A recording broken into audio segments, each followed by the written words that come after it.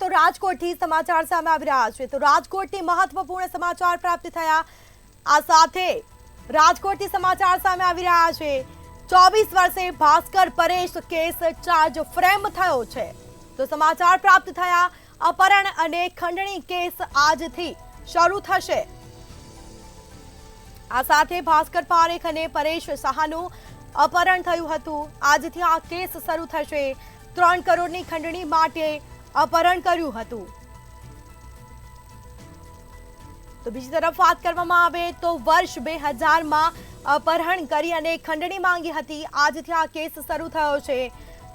તો રાજકોટના જીમખાના રોડ પરથી અપહરણ થયું હતું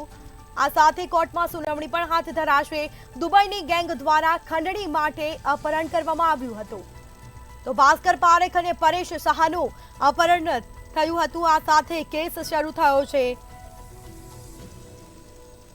તો 3 કરોડની ખંડણી માટે અપહરણ કરવામાં આવ્યું હતું આજથી આ કેસ છે તે શરૂ થયો છે।